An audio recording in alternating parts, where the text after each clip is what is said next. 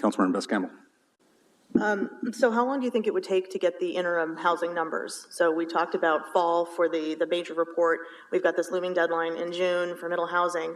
How would we shoehorn all of that in, and what's the time frame for interim zoning versus a moratorium? Are we saving a lot of time on that? Well, for the interim, if the council, like if we follow the direction you gave us about the 10% and keeping it simple, we can have that as soon as the council wants to take action on it. If the council wants to get into more details on the interim, then it would take longer. But if we keep it pretty simple, then it's possible to have one, I think. Yeah, I think if we kept it simple and give us time for the public hearing that's required, we're probably looking at that first meeting in May, which is the 6th. And then I had a question for you about MFTE numbers. So our MFTE is it 10% at 65 or 10% at 50 for 10 years? Anyways, thinking about the MFTE numbers, do we want the interim zoning to immediately trigger that MFTE? Or do we want 80% affordability across the area? Or do we want to say, yes, we want everybody to trigger MFTE, but by triggering MFTE, that means we're not going to get the property tax revenue on it. So that, I think, is a conversation we should have. If we say we want MFTE to trigger, that's a decade, 8 to 12 years of not getting that revenue. So I really think we need to think about how this relates to MFTE.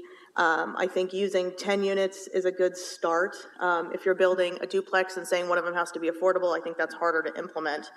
My main concern, and frankly, either one of these works for what we're looking for. I don't want to come up with a really lowball number for interim zoning and finding a lot of developers taking advantage of this low estimate number that we have when we come back and see an analysis that says we actually could get a lot more. So I think we need to be, yes, it should be easy, but I don't think it should be an intentional lowball number either. I think that most developers come out for permits in the fall. If we wait until fall, I don't see that as a major hindrance. But this interim zoning, I do think we need to take a little bit of consideration as to how it relates to MFTE and whether we want to trigger it entirely or we want to set it at levels that won't necessarily trigger MFTE, but there needs to be, I think, more conversation over that because it's not just affordability, it's also long-term sustainability of the project and the city's ability to maintain all of the infrastructure around it. So either one of these, really, the only thing that concerns me is that interim zoning is too lax.